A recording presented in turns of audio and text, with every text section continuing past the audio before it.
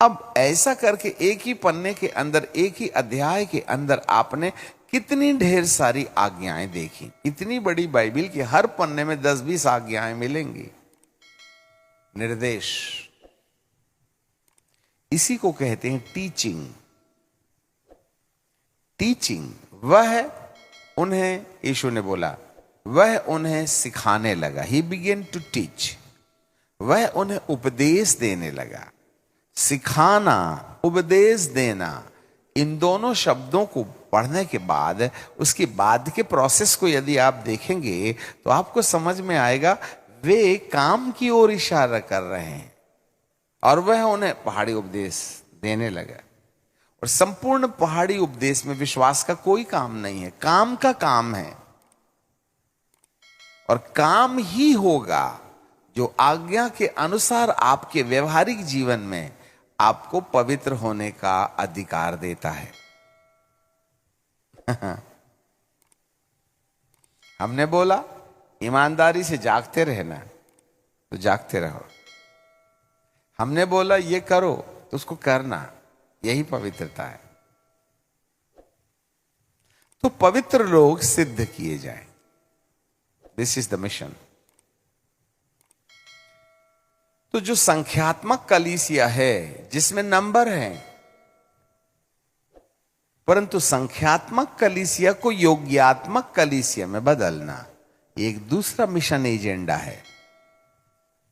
तो जितने भी सेवक गण हैं वे केवल चिन्ह और चमत्कारों का ढोल ना बजाते रहें, वरन आपको संख्यात्मक भीड़ को योग्यात्मक भीड़ में बदलने का उपाय करना है। जो लोग विश्वास में आ गए हैं उन्हें वचन के अंदर से आज्ञा निकाल के उन्हें मानने की सलाह देनी है। यह है 2024 के लिए एक शिफ्टिंग मिनिस्ट्री। परमेश्वर इस सेवकाई को बदल देना चाहता है। अब तक हमने अपने जीवन में जो कुछ भी किया है वह प्रारंभिक बातें हैं, परंतु अब इन प्रारंभिक बातों को छोड़कर हमें सिद्धता की ओर बढ़ना है। और सिद्धता की ओर बढ़ने के लिए इन प्रारंभिक बातों के ऊपर उभरना होगा हमको, तब हम पवित्र बनेंगे। और पवित्रता की एक लंबी अवधि, पवित्रता का लगातार अर्थात वचन के अनुसार लगातार बिना गिरे चलते रहना हमें एक सिद्ध व्यक्ति बनाता है।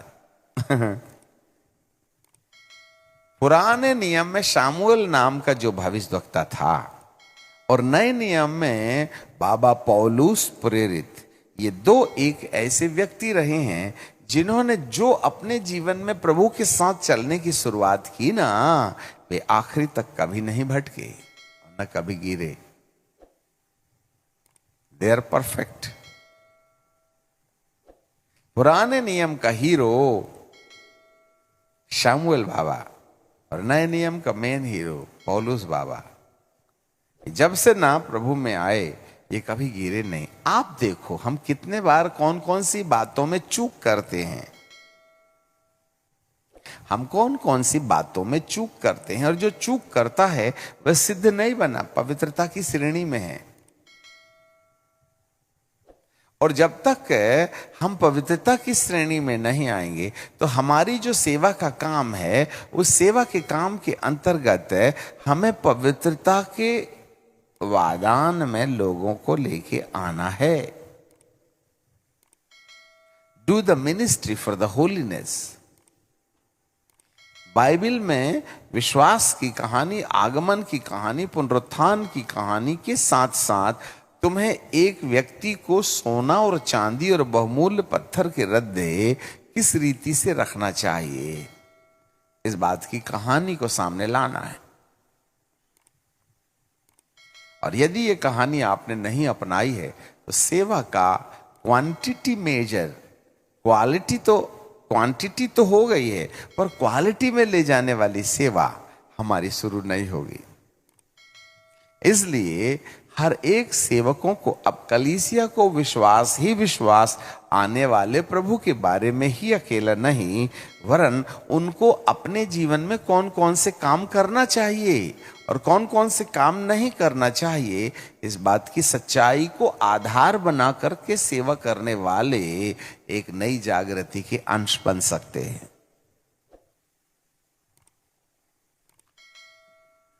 इसका मतलब प्रभु कोई चिन्ह चमत्कार की सेवा को कंडम नहीं कर रहा है, उसको प्रमोट कर रहा है। बपतिस्मा लेने वालों को रिजेक्ट नहीं कर रहा है, अंतिम न्याय के ऊपर में शिक्षा पाने और देने वालों को रिजेक्ट नहीं कर रहा है, उनको प्रमोट करना चाहता है कि वे पवित्रता में आ जाएं। हम घास काट और पूस का ही रद्दा न रखते रहें, जिसको अनाज्ञाकारिता कहते हैं। हम सोना और चांदी और बहुमूल्य पत्थर के रद्दे रखें और यही सिखाएं। यदि याजकों ने सोने और चांदी और बहुमूल्य पत्थर के रद्दे रखने की शिक्षा नहीं दी, तो अधूरी सेवा में आपको प्रतिफल मिलने में तकलीफ होगी।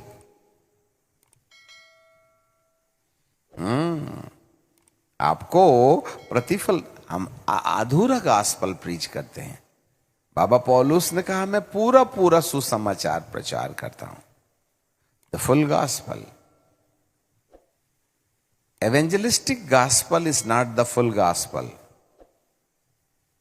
जहां पवित्रता होगी, जहां आज्ञा का पालन होगा, और ये जो पवित्र आत्मा तुम्हें दिया गया है वह अन्य भाषा बोलने के लिए नहीं दिया गया है, वरन इस पवित्र आत्मा की सहायता से ये सहायक है, इसलिए कि आपको आज्ञा मानने में मदद करे।